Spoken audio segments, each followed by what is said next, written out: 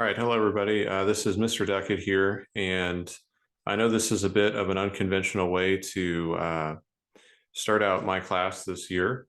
I want to be as transparent as I think I can with you about what's going on in my situation. And then for now, this is kind of going to be the main format by which I'm able to guide you through these first hopefully just few weeks of school. So really appreciate Mr. Johnson and the other subs that are standing in for me.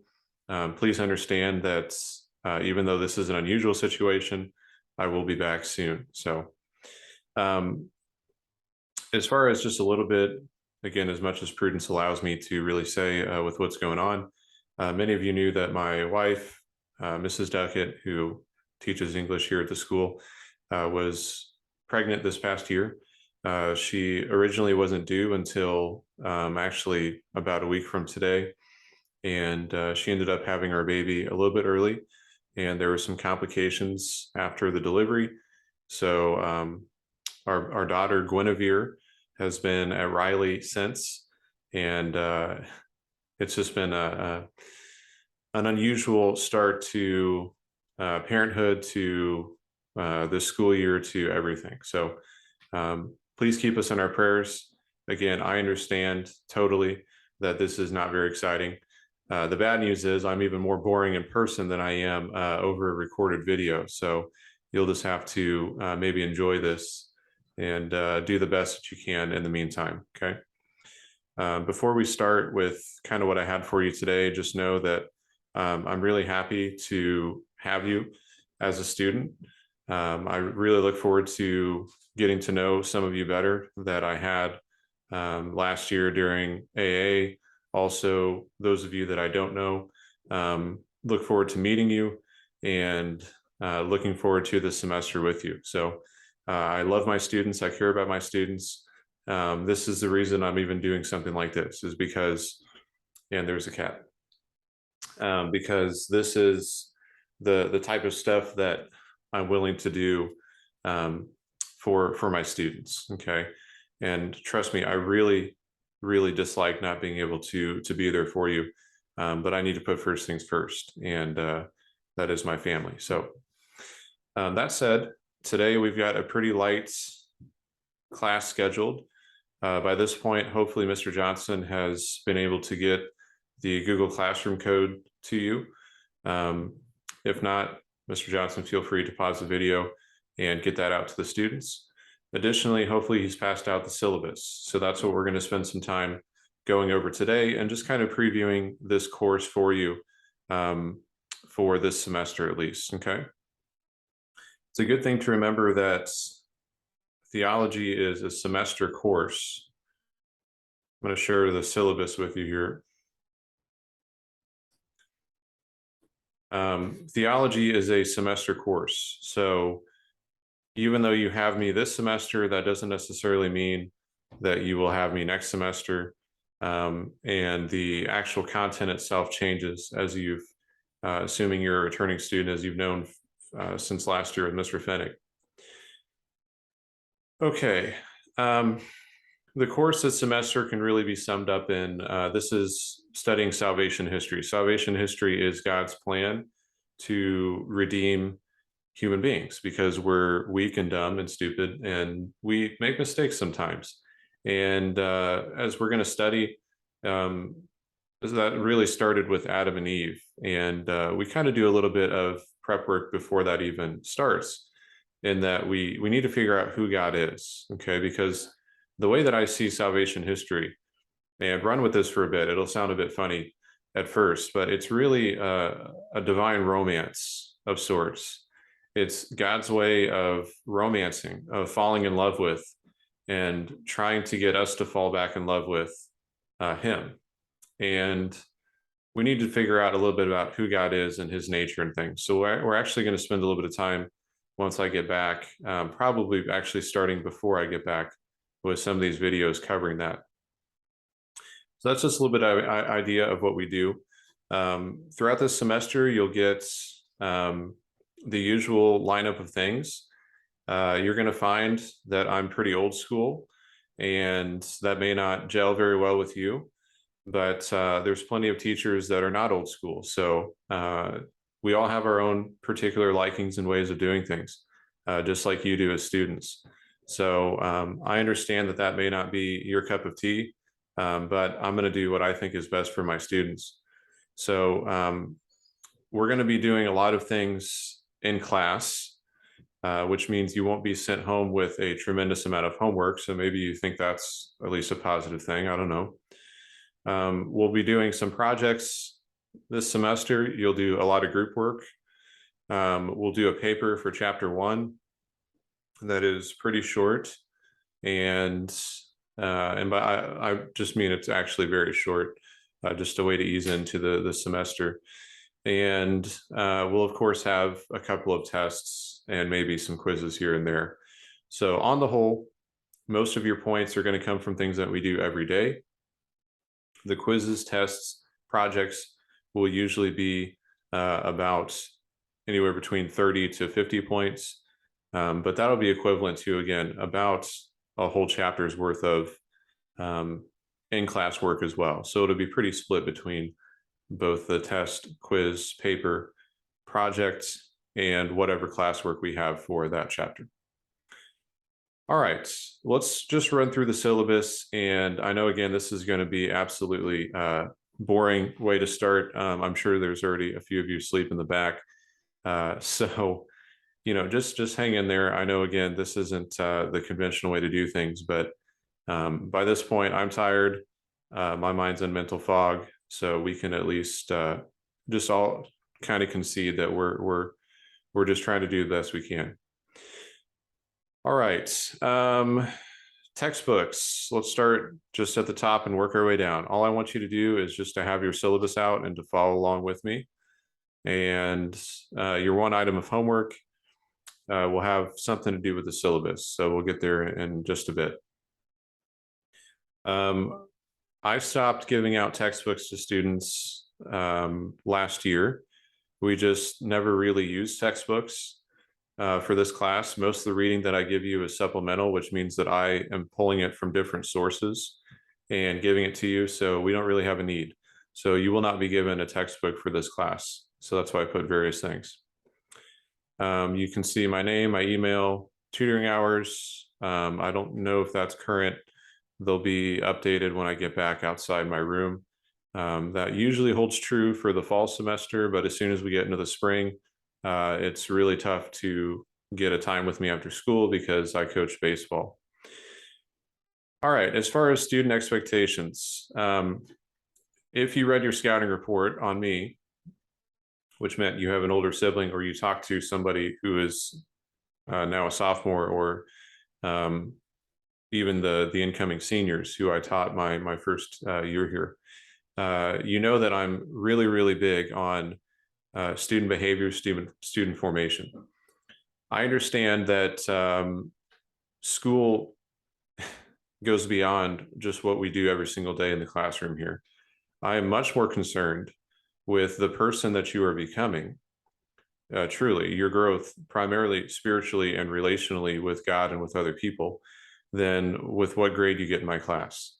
If you're making an honest, consistent effort, even if you're just not very good at theology, even if you're not good at taking tests, or you're not good at writing papers, if you work with me, if you're respectful, if you show up every day on time and willing to do your part, we'll find a way to get you through. Okay, that's just the person I am, because honestly, in life, that's the way that it works. So the positive side of my method is it sure as heck prepares you for life, because I just want to be as real with you as I possibly can. The downside is that sometimes the truth hurts and humility hurts, because when we discover things about ourselves that we end up not liking, it can be painful sometimes. And I understand that as well as anyone else. All I'm asking of you is to be reverent, respectful, and responsible. Okay. Reverent when it comes to the reality that we're in a theology class. You may not be Catholic, you may be a devout Catholic, you may be an atheist, you may not know what to believe or anything about Catholicism whatsoever. It doesn't matter to me. Okay. Um, just as you would want myself or someone else to be reverent and respectful toward your own beliefs, toward your own ideas, just asking the same of you. Okay. It's just that straightforward. We will be getting to the chapel once I'm back, once a week. And I'll talk more about that later as far as what our day-to-day looks like. And so that's a time that we especially need to be reverent and respectful. It seems like a no-brainer. It seems straightforward, but we had some issues at times last year with that, and we had to struggle through that and learn the hard way in a couple places. And I don't want to have to do that. Okay, I really don't. In addition to things that we were doing in class, there will be plenty of opportunities outside of class. Tomorrow, by the time you're watching this, we'll be celebrating the Holy Mass for the first time as a school this school year. There's another opportunity to be reverent and respectful. Okay. Even if you don't seem to be getting a lot out of Mass, even if maybe you're tired that day, even if you're not Catholic and you don't understand what's going on, you just need to make sure that you're not creating an issue for other people. Okay. Being respectful.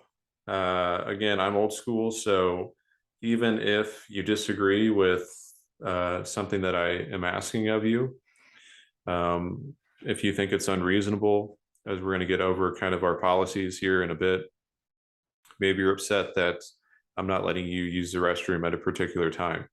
Okay. Respect towards superiors is key for me. Okay.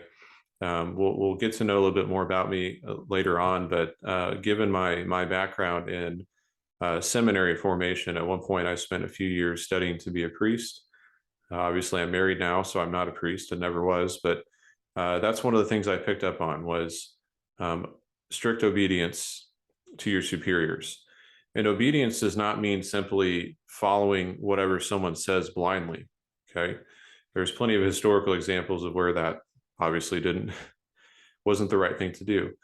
But it is a prudent following and respect, which means you're discerning what the other person is saying because that person is in a position of authority. And that's all it is. Okay. I would be lying if I said that I necessarily agree with every decision that any boss that I've ever worked for in any job has made, or the things that they've asked of me. If what they're asking of me is immoral, then of course, I can object to it. If what they're asking of me is perfectly fine, it's just that I disagree or I'm disinterested in it. Well, guess what? Obedience asks me that I just keep my head down and just keep moving along. Okay. I don't need to make a scene. I don't need to talk back. I don't need to do anything like that. That's just kind of the expectation that I have as well. Be responsible. By this point, you're kind of easing into your high school career. Responsibility is huge for life. Okay. There's a lot of people out there in the world that you'll meet one day that do not have a good sense of self accountability. They're always looking to blame someone else. It's always someone else's fault, someone else's problem. That's not the type of people that we want to become. We want to take what we call ownership of our own actions. We want to be responsible for everything that we do. That's the type of people that we want to become. Okay. As I often say, you want a winner's mentality. You want a winner's mindset. And winners, they don't win all the time. Okay. Go ahead and Google some quotes from some of the greats in sports. They don't win all the time. Okay. How many Super Bowls has Tom Brady lost? How many times has Michael Jordan not got the MVP? How many? I mean, the list goes on and on about things. It doesn't matter. Okay. They take accountability, especially when they don't succeed, for their own actions and the consequences of those actions. And that's what I want. Okay. That's what I'm looking for. How many times last year, we're leaving last year in the past, maybe Mr. Duckett's got to relax a little. But how many times last year people were blatantly in the wrong and just didn't want to take ownership of what they were doing, and they just lied and to my face and denied that they were doing things that were harmful to themselves, to others, to the classroom. We don't want any of that. Okay, we want a really positive learning environment. We want a calm and really affirming place to learn. All right. So let's see if we do those three things. Consequences. Honestly, this can be summed up as I'm very low drama. So I really do not, unless the situation warrants it, I do not like to call kids out in front of the whole class. I think it just puts on a show. It really just fuels and incentivizes the student to keep going and pushing the point and arguing with me. I'm just showing you my hand. Okay, it's the way that I am. I like to be transparent and straightforward with you. I will pull you after class and talk to you. My preference is to assign you a teacher detention if we ever get to that point. And I have some penance lined up for you, right? Some things that I need you to do to make up for what you did. And then we have a good conversation. And my experience has been, strangely, everyone that I've had come in because they got in trouble is actually someone that I felt like I deepened my relationship with as a teacher. So that's kind of what I'm looking for is, if I just punish you for the sake of punishing you in some sadistic way, like that doesn't accomplish anything. We need to be looking at the overall trajectory, which is, okay, why did we decide to do this? Okay, were we having a bad day? Is there something else going on? Is there a health issue? Whatever it is. And then we're looking at your progression. How can we grow? How can you get better? Okay, so those things, though, that's just the standard out of the student handbook. Those are the things that I will need to do. Okay, and I do reach out to parents pretty consistently when it comes to things that I may not even say to you. I may just reach out to a parent and say, hey, Jimmy was doing this today, just so you know. Okay, because I think that line of communication is very important. All right. Hopefully that's not going too quick. Again, this is the boring stuff. And if we need to pause to stretch or something, Mr. Johnson, feel free. You assess the room right now. Do we have any pulses that are actually anybody that's actually awake still? Who knows? Okay, who knows? So pause for a second if you need to, but otherwise let's just keep going. Okay. Here's where things, if you've been on board so far, it seems like, Mr. Duckett's a pretty reasonable guy. This is usually where people, go ahead and get the tomatoes ready. Okay, because this is where I lose people. I'm old school. And I'm also borderline OCD, which means I have my tendencies that I just can't seem to break out of. And I'm working on it. I really am. Pray for me. Okay, I need prayers anyways.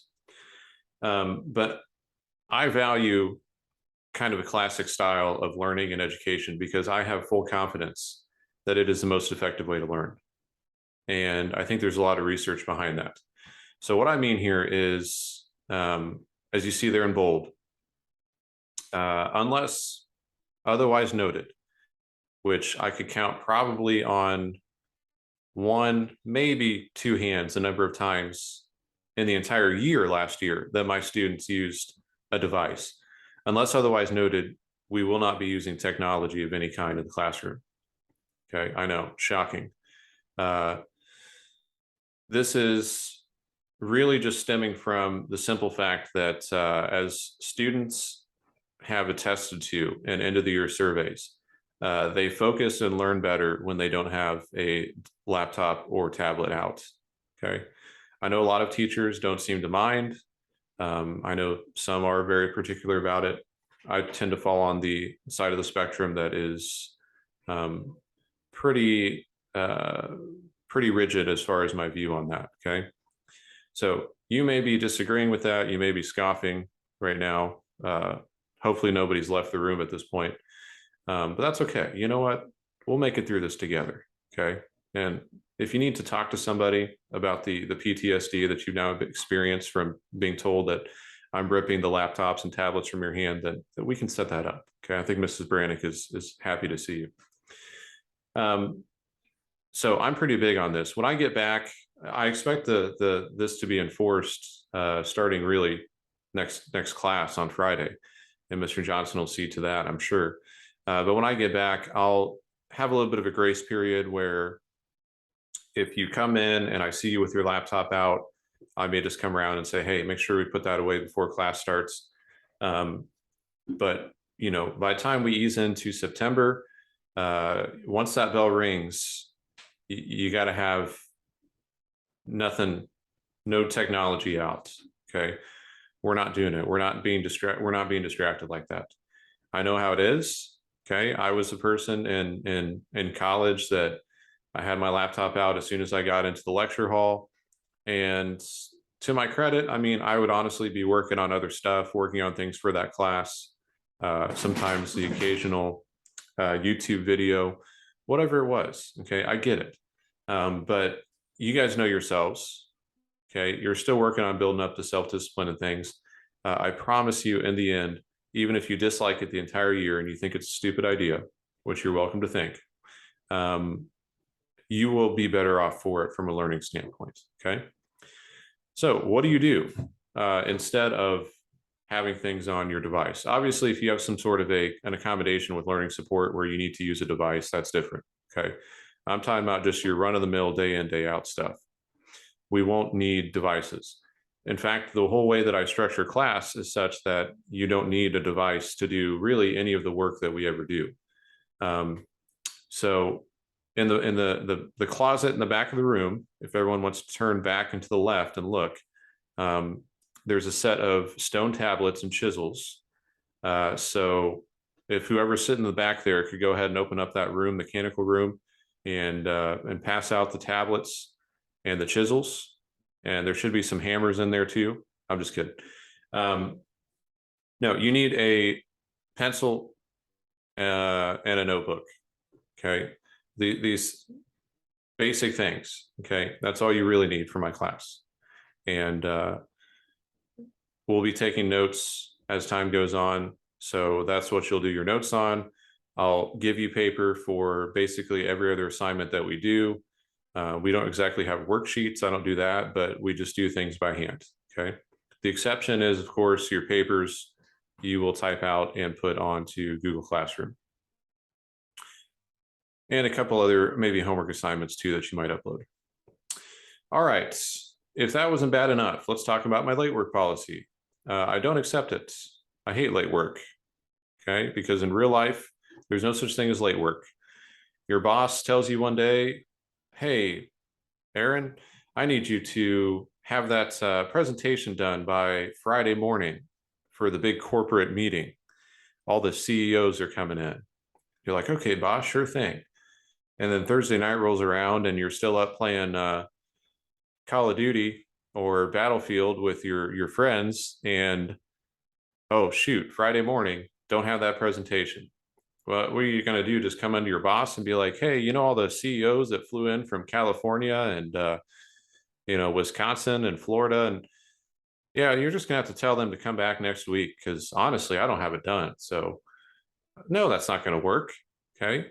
What will happen is your boss will take you by the hand and he'll go ahead and walk you out the exit and say, good luck in life. Okay. It doesn't work. It doesn't work for me either. Why would I go ahead and set you up for future failure in life? Okay. They don't accept late work in life. As a guy that works construction in the summers, worked construction for a few years before teaching, we can't just go to one of our clients that we're building for and say, oh, we said we'd have this project completed by June, but it's going to actually be November. Okay. Well, they're going to say, well, you know what? We said we were going to pay you, $300 million to do this, but we're actually going to pay you $150 million. How's that? Okay. That's the way that it works in the real world. Deadlines have to be met. Okay. Late work is not accepted. I understand things happen though. Okay. I understand that we're still at a point in life where we are learning and we're growing and we make mistakes. So I have a built-in workaround for late work. Okay, so I don't accept it. But if you have any concern about your ability to complete an assignment on time, all you have to do is ask before the assignment is due. Okay. All you have to do is ask, hey, can I get some more time? And I'll say yes, absolutely. Okay. Now it's a little bit unfair that I'm giving you more time and not giving it to your other classmates that managed to do it on time, regardless of the reason. So I'll take off 10% the first day. Okay. So maybe you get it turned in later that night. Okay, fine, 10%. The next day will be another 10% and so on, up until, of course, the 10-day mark where you can't get any more credit for it. Okay. Again, if you work with learning support, this doesn't apply. Obviously, you have your own accommodations, but this is just the day in, day out stuff here. Okay. I don't need to know the reason. It could have been that you were up late, basically just wasting time when you should have been getting some homework done and getting some sleep. It could have been that, like myself, you have a relative that's in the hospital and you were there all weekend and you didn't have time to get stuff done. It could have been that you're taking care of a younger sibling or that you worked late. I don't even necessarily need to know the reason. I just want you to be responsible, to own it, to say, yeah, you know what? I would rather you take the 10% and do the assignment the right way and build in some responsibility than just not turn it in at all. Okay. I'm telling you right now, missing assignments because you get a 0 if you do not let me know ahead of time that you're not going to be able to turn it in on time. That is the number one thing that kills grades in my class. Okay. All right. Absences. We've been pretty good on those in years past. So just make sure that you reach out. You're still responsible to complete homework assignments. If we do something in class, you'll be exempt, but homework assignments, you'll still be responsible for. Okay. Again, learning, grading. Honestly, grades aren't super important to me. I know they are important for some of you, and I'm an academic guy. But in 10 years, it won't matter what grade you got in your sophomore theology class or what you got on that quiz. I promise it won't. If your goal is to get to college, I promise you, if you want it bad enough, you'll find a way to get into the college that you want. If your goal is, nope, I'm already thinking I'm going to be in the military or I'm going to go work at this place, learn a trade, be a truck driver, whatever it's going to be, it doesn't matter. We want to build up good habits for success. And grades, unfortunately, aren't always the best indicator of how successful a person you are. I understand that. So again, I'm more concerned with your progress, your development. If you're normally a D, C student, okay, maybe the occasional F, I want to see you be a C, B student, maybe the occasional D, okay? If you think you're a straight A student, watch out. I'm going to be challenging you and pushing you as hard as I possibly can because I want you to continue to reach a higher and higher ceiling for your own success, okay? So just keep that in mind. That's what I value when it comes to grades. We talked earlier about points. You're going to have a lot of points each semester this year. So a lot of it comes from in-class things, test quizzes, essays. There's really only one this whole year, projects, things like that. I do give extra credit. Those opportunities are usually associated with attending something outside of class. So just stay tuned for that. And obviously, if you're cheating, you're going to get a 0 and a detention per the handbook. So make sure that we are keeping things fair. All right. Also hold me accountable. Okay. I know right now I'm running on low sleep and I'm patching something together here for us. But when I get back, make sure you hold me accountable as well in a respectful way. Okay. If I'm not getting grades put in on time, respectfully, let me know. Hey, I was just curious, when do you think we could get a grade back for that test from 2 weeks ago? Okay. I don't have a problem with people doing that if they do it respectfully. I'm usually extremely on top of putting in grades, where most of the time, if we're doing something in class, I will have that grade put in during class or immediately afterwards. For tests and quizzes, usually just give me 1 or 2 class periods and I'll have it in. So the same week, essentially, okay? Obviously, I want to be here for you as a teacher and also on a personal level. Look forward to, again, building that relationship. All right, so for your homework, I want you to read back through this so that you fully understand what it is that you're getting yourself into with this class. Print your name and sign it. Don't do that now, because I do want you to take time to look back through it. It seems like a little silly thing, but you may see something that we didn't go over because I didn't read it word for word, and you may have a question or something like that. All right, so that is the syllabus. You can put that away in your bag, and for Friday, I want you to have that printed and signed, and Mr. Johnson will collect those and I'll get you points for them eventually, okay? Okay, just a couple more things here before you get into your last part of the class today. Remember that one item from homework. I want to talk real quick, since I just introduced your homework, about what that looks like on Google Classroom, because this may be a bit confusing, and as well, what it looks like on PowerSchool. So I'm going to go back to, here we are, our sharing here, and this is our class page for Red 1. If you're listening to this Red 4, there's your class page, okay? Either way, it doesn't matter, okay? You have an assignment that by the time you see this will be released.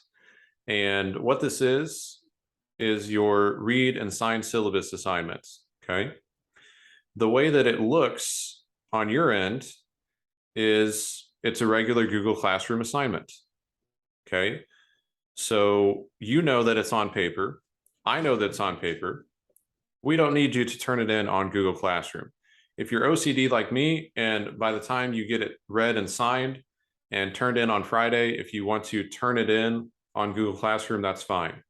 But you'll notice it kind of gets cut off there. But anytime we do something on paper, I always put on paper in parentheses.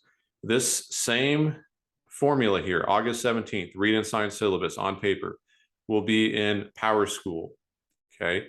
That way you know, I know, your parents know, learning support knows, guidance knows, everyone knows that it was a paper assignment that was done on paper, whether that was in person or whether it was something that you did for homework that you turned in physical copy of, okay? Most of our assignments will say that, okay? So that's the one thing that you have to be aware of, is don't be confused and think, where am I supposed to be turning this in? Mr. Duckett said I need to turn this in, sign it, the physical copy, and turn it in, okay? You don't need to upload a photo that you signed it. You don't need to hit turned in. You don't need to do any of that. Again, if it makes you feel better, you can turn it in. The conundrum that I usually get into is a student will turn it in on Google Classroom, but really all they've done is just hit submit with nothing there, and it's an on-paper assignment that I never actually got from them. So then they'll get into this dispute. Well, no, I turned it in on Google Classroom. Well, Google Classroom is basically just like a social media feed that just shows you what's happening in the class, okay? All that really matters is PowerSchool and what we do every day in class, okay? So I know that can be a bit confusing because you're managing both of those systems, PowerSchool and Google Classroom. But that's just the way that we do it. So there's our class page. Or again, if you're Red 4, here's our class page. All the assignments will be under there in the classwork. We keep them organized by week and date and all that good stuff. Again, the whole OCD thing. So hopefully there's no questions on that. That's pretty straightforward, but I just wanted to let you know that's what that will look like for Friday. Is you need to do that on paper. And anytime that you see that on paper, you'll know, okay. If you happen to be absent and we have an assignment that's on paper, I will not even assign it to you on Google Classroom. Okay, you will never see it because it's something that we did in class. You're exempt from it, I don't want you to be confused. I don't want you to come in and say, I didn't understand how to do this. I just don't even assign it to you. As far as you know, it never existed. Okay. I'm very on top of making sure when I do attendance and then when I'm assigning things on Google Classroom for that day, I'm not assigning it to people that are actually gone for various reasons. Okay. So that won't be an issue at all. All right. So there's homework. There's all that stuff. Again, make sure that we come in prepared. Technology is put away by the time the bell rings. Seating charts. Mr. Johnson, at this point, you just have them sit where they want to sit. I can get a seating chart made up for you in PowerSchool at some point, but honestly, it doesn't bother me unless it's an issue with any of the students, okay, as far as getting a little squirrely or anything like that. So as long as everyone's being respectful and it doesn't seem like there's any problems, we're good until I get back. And then I know from Mrs. Valle's standpoint, our school nurse, she's probably still going to want people to be in a particular seating arrangement. So wherever you want to sit is fine, but let's just try to sit in the same spot every day if you can remember. Okay. Then we don't get in the drama of, oh, she stole my seat and all this stuff. When I get back, though, I'll probably end up moving you to some new configuration. So, all right, last thing I want to do, I'm carrying on too long, is talk about just what does a typical day look like? What are some of the things that we would normally do? Okay. Again, if you read your scouting report from last year, it's a bit misleading. A lot of the things that we did in the second semester were very reading based. Reading packets, reading questions, okay? There are a couple reasons for why I did that, okay? One was the just different content in the second semester. The second was behavior-wise, the students just showed that they couldn't handle doing much beyond just remedial things. So you kind of get to dictate, I should say, what it is that we're able to do in class, okay? Which is kind of nice because it's like, oh, if we can get in, not be messing around, handle our business, get things taken care of, more often than not, we're able to do the extra types of opportunities that involve not just sitting there taking notes and working on things in class and watching a video and just the day in, the day out things, okay? So just keep that in mind, that maybe what you've heard in the past,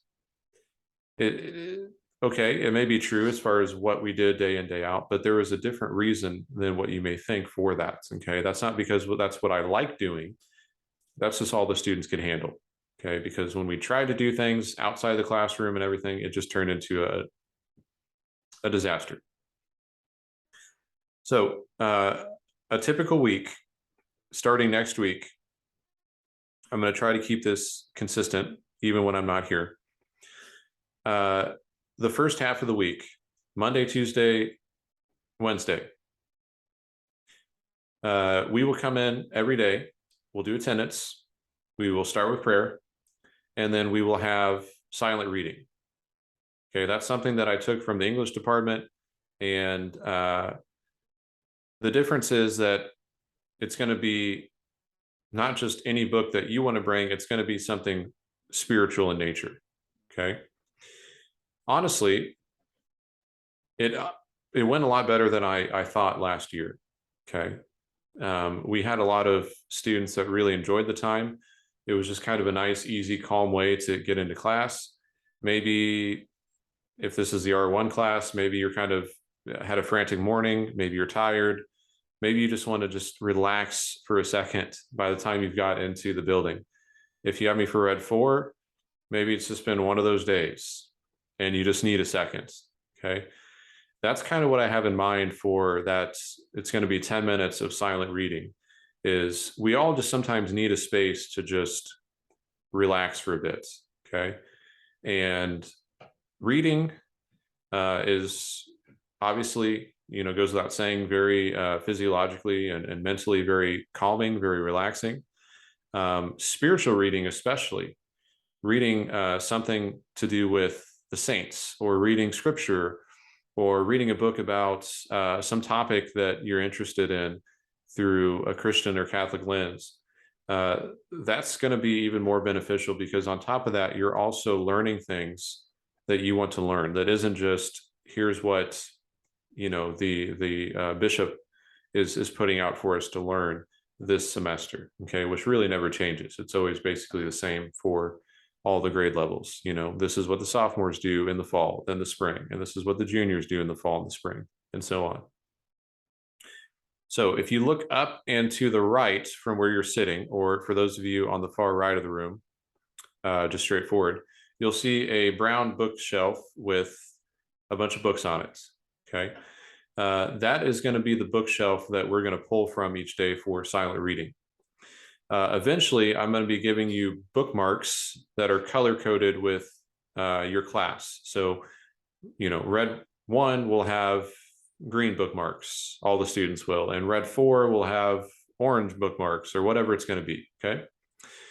And they'll have your name on them so that you know, A, where you left off, if there's a book that you've enjoyed reading and you want to keep reading it, and B, so that no one else in your class, when it comes to picking out a book for the day, takes a book that you've been reading, okay? Because that leads to a whole lot of drama and things like that. So eventually I'll get you those bookmarks, and it's a pretty simple idea. Once we've come in, we've done attendance, we prayed, I'll say, all right, I'm pulling up the timer, go ahead and grab your books, clock starting. The expectation is you're just sitting there reading silently, okay? And I get it. Again, some days you may just want to sit there and stare at the same page and just unwind for a second, okay? I get it. But just know that occasionally we're going to have silent reading journals that'll just be a quick, easy 5 points. I usually ask for 1 to 2 sentences. I may ask you a question. I may give you a prompt, but just to kind of spot check that we are actually doing the reading. I went out and got some new books for you as well here this past week. So I'll have those on the shelf, hopefully by the time that you're watching this video. And please just know that every single one of these books is my personal book that I purchased at some point. Just like your property, I want you to, you want me to respect it. I want you to respect my property as well. It seems kind of nerdy or whatever, but honestly, books are a lot more valuable than people actually think. So the books need to stay in the classroom. When we're finished and the timer goes off, you just need to go put it back on the shelf. If we're doing a journal, you'll do your journal and then put it back as you turn in your journal. But just be respectful of them, okay? They're already marked with my name and all that stuff. So, and I'll know if one's missing too, okay? Because again, I have that OCD type, always on top of things. If it's a Thursday or Friday, this will start when I get back, unless Mr. Johnson wants to take you to the chapel, which you're fine to do, Mr. Johnson. We will do 10 minutes of prayer in the chapel instead of doing the silent reading. So that way we're getting out of the classroom at least once a week. And we may just kind of do some other fun stuff in the chapel too. It doesn't just have to be 10 minutes of prayer, but we'll talk about different types of prayer and different things that you could do for prayer. Or again, maybe it's just a time for you just to sit in the silence of the chapel and be in the presence of our Lord in the Blessed Sacrament. From there, we'll usually go over business for the day. I have a student question ticket system where I know that asking questions in class is kind of a dying art. It's something that not a lot of students do anymore. So to help facilitate the questions that I know you have, because even those of you that are sitting there just kind of zoned out, I know that you are listening and that you have questions or comments. I give every day a quarter slip of paper, and almost every class at least. And I don't have you put your name on it. You just put your class period, and you can write me any question about the class. You can give me a positive note. You can ask a question about something totally unrelated. As long as it's appropriate question or comment, that is perfectly fine. Once we get those collected, we usually do that toward the end of class so that you've got the whole class to kind of sit and think about what you may want to ask me. Maybe we have a test next class and you're like, hey, I had a question about this. Maybe you wanted to know something about what you read in one of your reading books. It doesn't matter. Anything is fair game. you can, you turn those in, and then I take them, I look over the questions. If there's any duplicate questions, I throw those out.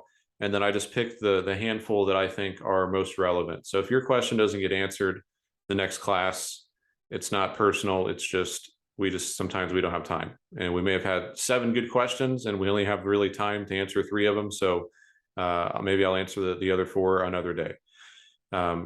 So once we cover prayer, silent reading, maybe a journal, business, we'll go over those questions just so we get those answered. And again, it's anonymous. I'm not saying, Sarah asked this or whatever. And that way we can just get some questions answered, some conversation. Then we'll get into what do we have for the day, which again is mostly just in-class work, notes sometimes, group work, partner work, activities, like to get outside the classroom. It could be any number of things. Okay. So that's kind of just what a typical day looks like. Last thing is a plug for a club that I have started this year. Before I let you go here, I've started a all guys club. Sorry, ladies. I think there's talks of there being an all girls club. So, but I've started an all guys club at Ritter this year called Virtus. There's a little whiteboard above my desk. If you turn around and look, that's kind of my Virtus board where I put up information for the guys in that club. It's an all guys club, and it's just focused on guys doing guy things. Okay, so some of the opportunities that we've talked about are maybe going to Top Golf, going hiking, learning some practical skills. Like any guy needs to know a certain number of reasonable practical skills. Okay, if he's going to be the man of his household one day, he needs to know how to change the oil. Okay, the basics of carpentry. Okay, what to do when the power goes out. I mean, just basic things. Learning skills like that are just invaluable. And also, of course, just fraternity time and learning what it means to be a man. Okay, which is certainly something that I'm still, trying to make sense of myself and figure out. So if any guy is interested in that, just know that when I get back, especially, there's going to be a lot more information put out about it. But it's open to any guy. Again, ladies, I think there's talks of there being an all-girls club at some point that serves a similar function. So stay tuned for that. No promises, but obviously I'm not going to run the all-girls club, okay? Because I don't really understand women, if we're being honest. And that's okay. That's one of the mysteries that we'll talk about in Virtus. So anyways, any guy interested in that, just stay tuned and look for flyers to be put up around the school for call-out meetings. It's going to be a lot of fun, honestly.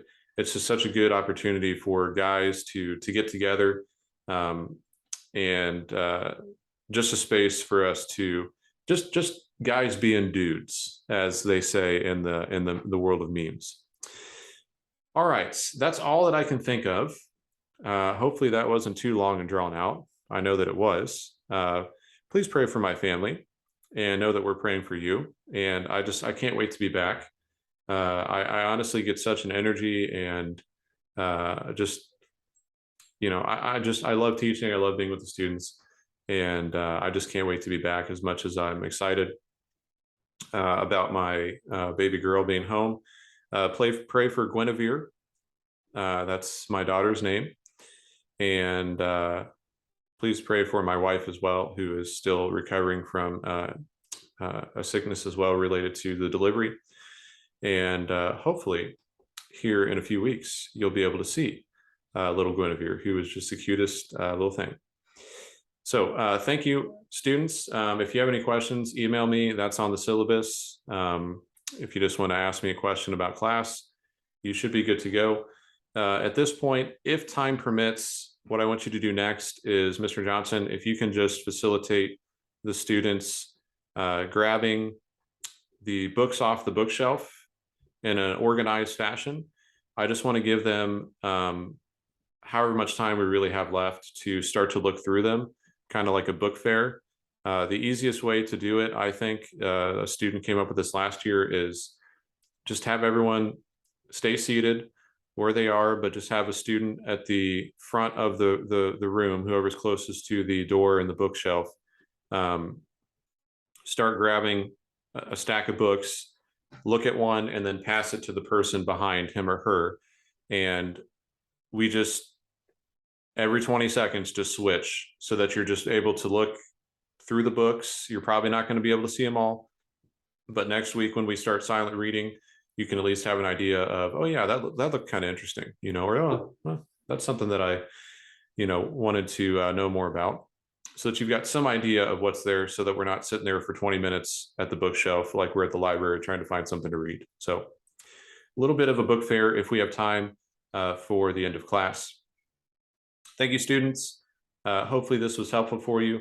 I will have something for you as well, similar on Friday. Make sure you have those syllabi, your syllabus, signed and printed, and have that turned in on paper by Friday. All right. Thank you and God bless.